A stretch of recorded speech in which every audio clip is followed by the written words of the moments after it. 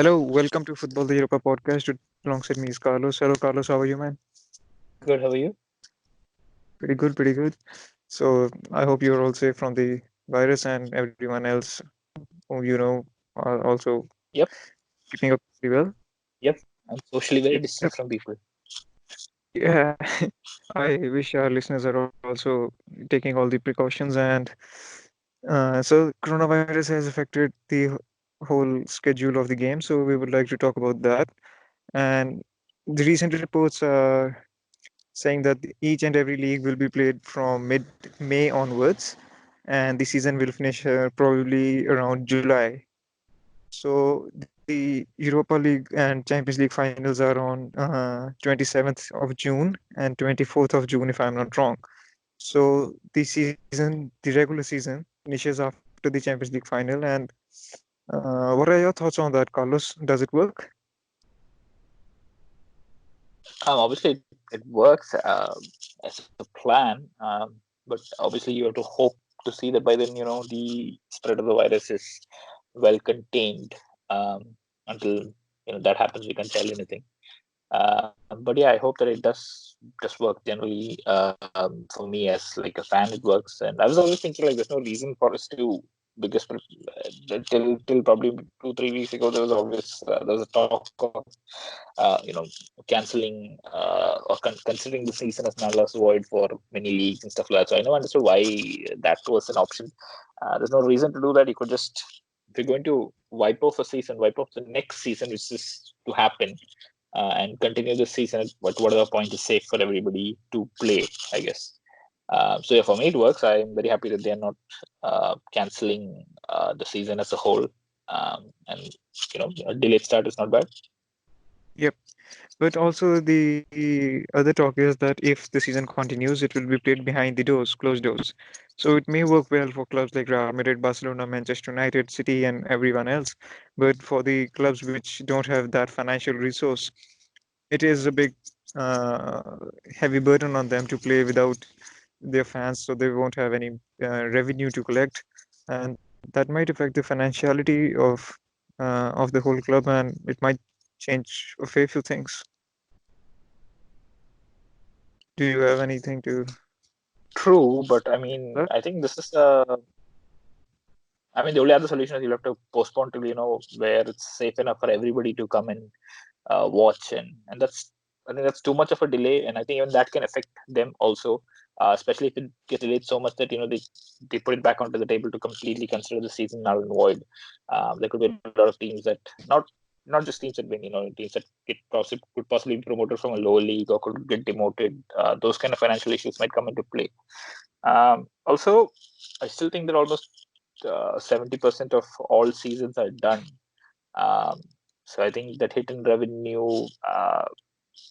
I mean, if you do, you still have a hit in revenue if nobody's playing. So Yeah, that's also right.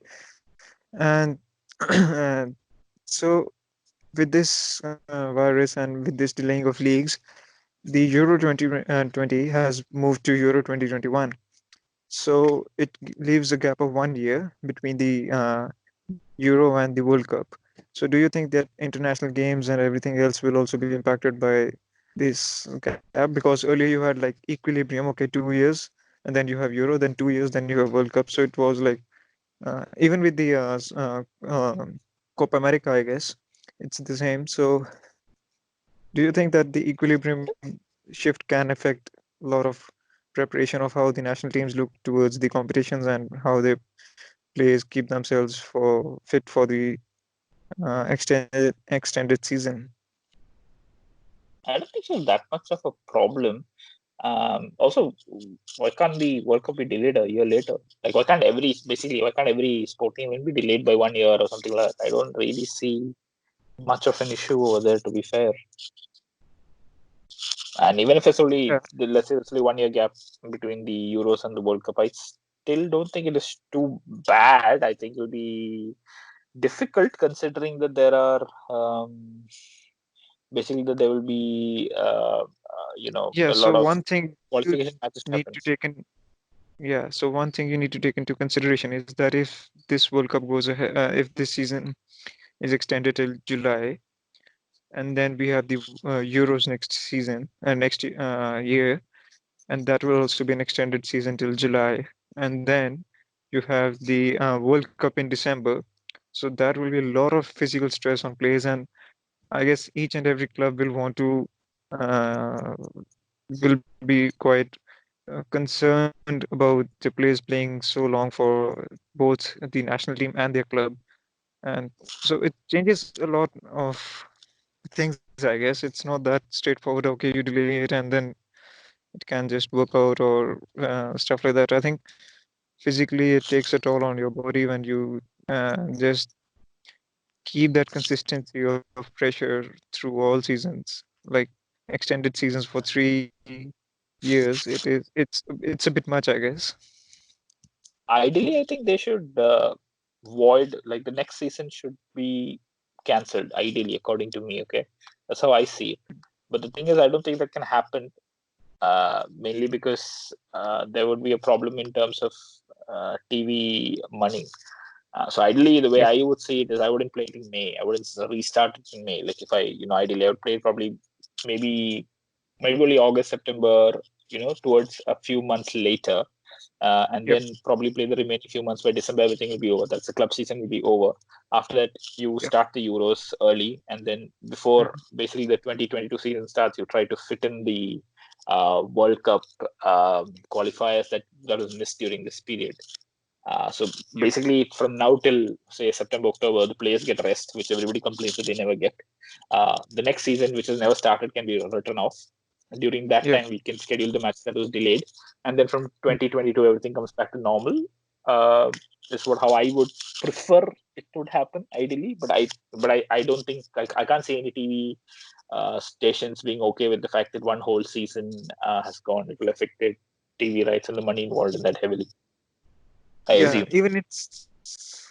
even for the players and everyone else, I think they will be more than willing to play more. And I don't know. I don't think that next season will be cancelled at all at any cost. If it is to be cancelled, this current season can be declared null and void, and they can move on to the next season. But anyways, I was talking about the preseason, and I think if this season is to be over by July, and then you have the next season starting by August or by September first week. It's usually by mid-August, I guess. And so there's a very small window of like you have to fit in a preseason or whatever. And due to this virus, I don't think any team will be willing to take the risk of traveling and stuff. There is already a rumor that says that Real Madrid won't be going to the US for the preseason this time. So, do you think there will be any preseason at all, or if it is, it will be in the locality of that club? If they plan to finish by July, then I don't think so they can have any sort of preseason. I'm assuming that they'll obviously have the Exactly. next season. They can't delay the next season because Euros was happening. Yep. So no, I don't think so. There'll be a proper. There'll be no preseason as such unless it is. In a way, it might be good for the players. Think about it. There'll be a smaller preseason, but which will be in house instead of going across the world. Exactly. Which is on Exactly. to be fair, a very bad way to Yeah, do but that preseason in also the makes first place. sense because yeah, that makes sense. And a 10-day practice session will be all preseason this time. Hmm. It'll be interesting to see how. I mean, I assume most players will be able to keep fit during that period of time, but it'll be interesting to see if once the games continue, especially for us, I think for example, if we continue, we'll have to start with the Ibar game, correct? I think Yeah, that's a game that was suspended. I think So immediately after playing that game, we play a Champions League game. So it'll be very interesting because both teams will not be 100% when they enter the match. that's right. So I would also like to address this issue. Like when you are determined that okay, we have lost 2-1 in the home leg, and then we have to get our comeback game within 2 weeks or 3 weeks or whenever it is scheduled. So you are in that groove, you are continuously working, and then suddenly this virus comes in, everyone is falling sick, people are dying, the games are getting cancelled, and the competitions are getting postponed. So like it's a massive shift. So do you, as a fan, not even the team is allowed to catch up. So everyone is in their own homes. They are not meeting up, and they might be working on their own, but there is no team collaboration at all. So do you think that the mindset of the athlete is changed? Like the seriousness and the focus is shifted from the narrow focus on the game is shifted from to the wide focus on this global issue. Would the players have that hunger for the comeback and everything else? No, I think they definitely would have the hunger for it. It depends on obviously on what position you are, like, and where you are. For example, say for like a team like Spurs, I think it would be interesting because they could possibly fight for the top four, and a lot of their players are injured. So right now, break is good. Their players could come back, which would give them a better chance maybe for competing. That might be interesting. For certain teams, like for teams that are in the middle of the table or nothing to play for them, it's a waste. I mean, they'll have no motivation to probably remain fit to do anything in particular if they're out of World Cup competitions. They have nothing much to do. So yeah, I Yeah, would but I say was yeah. For talking Arsenal about. as an example, like that where I don't think so they have anything left to Hmm, play for. So there's nothing particularly interesting for them to come back into. true. But also, I was referring to this uncertainty of this competition. Okay, if you even play the round of 16 second leg, you're still not quite sure that the competition will go ahead and you will play the final and stuff like that, because if there is a relapse of this virus and everything else shuts down and stuff like that. So also, I think these games will be played behind closed doors, and that will also have an impact for the major games of the season. If you're talking about Champions League semis and quarters, or even the final for that matter, and if it's played behind closed doors, do you think there's a shift from that pressure and from that magnitude of the game is reduced quite a bit? I think it would be silly for them to start off the game unless they're sure that this thing is completely contained, which is why I'm not very confident that they will actually be able to do this by whatever time that they're talking about. I felt only Euros was sensible enough to delay it by 1 year, but I think they delayed it by 1 year because of the season that comes in between. True that. So it would be very silly if they start off thinking that they won't have to. They start off so early thinking that it's contained. They'll have to really wait till it's contained and then do it so that there's no such issues. Which is why I'm very happy to write off the next season. Yeah, Like that's I think that's the best solution. I don't know why. I mean, I can see why. I assume why people are not doing it is because of the yeah. finance There's aspect too of it. much of money involved. Yeah, there's too much of money involved for that to happen. But The one thing I can guarantee you is that player safety will be the last concern when it comes to deciding this. I genuinely feel for them that exactly. the issues So they have will not be taken into factor at all. yeah, I They have to just play read 100 a tweet games from in 12 years. 12 months. They'll be asked to play 100 games in 12 months. exactly. So I just read a tweet from Gary Neville the other day, and it said that it took a Premier League manager to get the coronavirus for the FA to react. So that pretty much sums up their mentality and their concerns. But also there is another issue which I wanted to talk about. It is like if you have this season declared null and void, is it fair to sides like Liverpool who are like 99.9% assured winners? It's for me, null and void is a very stupid conclusion. Like, what do you do? Like, what? I think it's a very stupid conclusion. It's not just about Liverpool or other stuff. I think it's a very stupid conclusion. I think they should take the stand of continuing the season.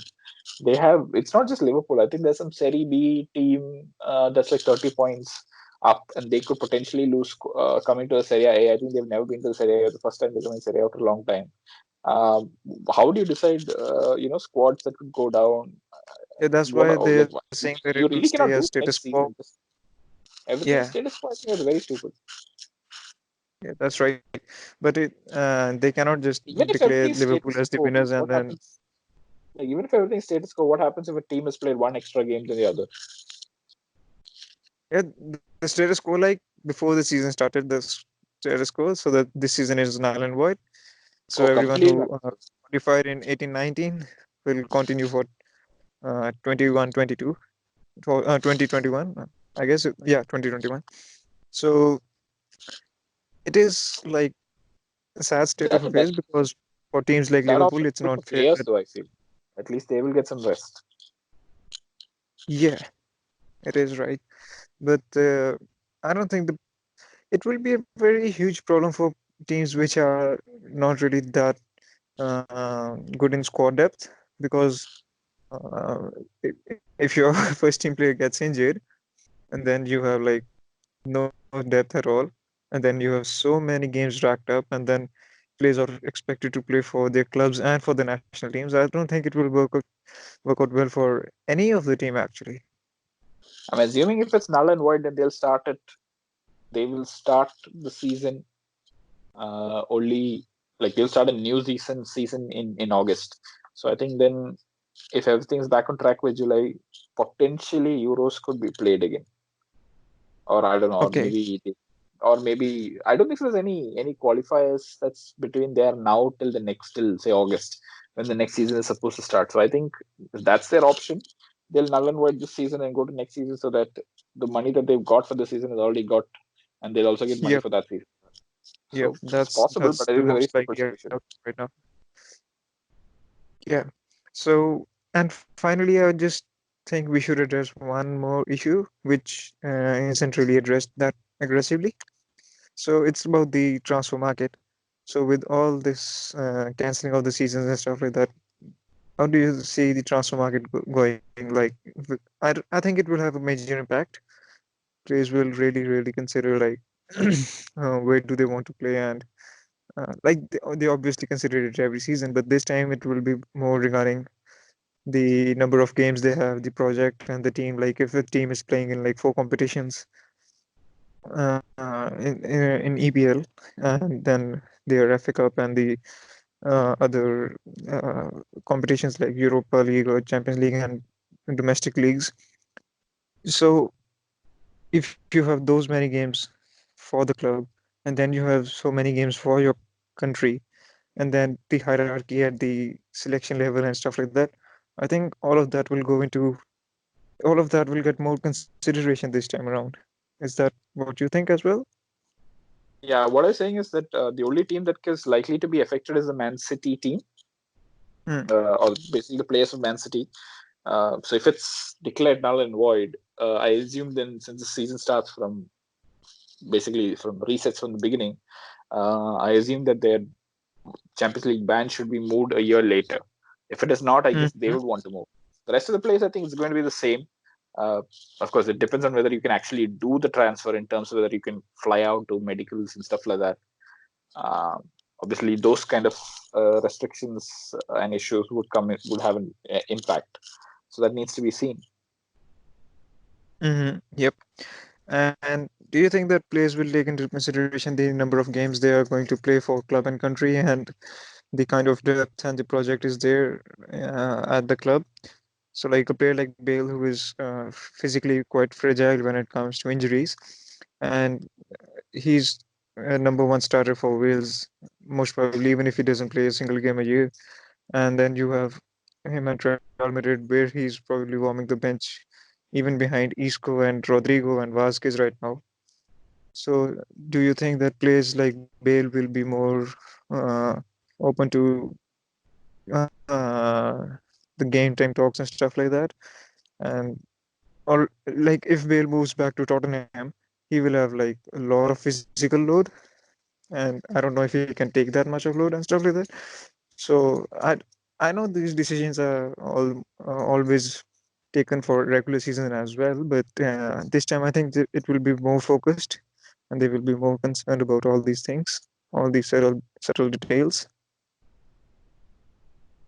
I think over here, in terms of Bale, the none of this will play an impact because if Bale wants to be transferred, he needs to be ready to reduce his wages, which is not happening. So if he's not Mm-hmm. ready to reduce his wages, nobody's going to buy. So I don't. I like Yeah. in Bale's particular case. There's no issue. In all other players' case, like I said, it'll be a normal thing. I don't think so. The number of games would necessarily play an impact. Like a person who's moving from say the Real Madrid to Liverpool or Liverpool to Real Madrid, he's likely to play the same number of games. Yep. It's not going to change. So I don't think the number of games will have will decide. Maybe I really don't think even the squad size will make a difference, because a player would want to play every game, probably believe that he can play Mhm. every game, even if it's 100 games.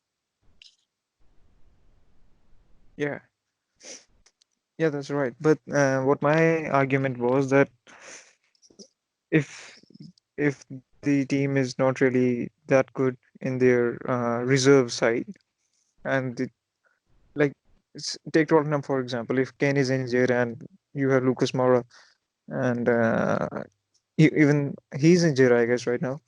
So when you don't have that good of a backup squad, I don't mean to say like Lucas Moura is not a good backup and stuff like that, but I'm just saying that if a team doesn't have that good of a backup, and you are going to that league, you're going to that team, and say Bale joins Tottenham right now, and he has this responsibility of all these numbers of games, and the manager Jose Mourinho thinks, okay, Bale brings in a lot of experience and is a quality player, but how many games can he rely upon him for? So I think that's something which will impact the transfer market as well this time, because there is there won't be any preseason, I guess, and there will be an elevated level of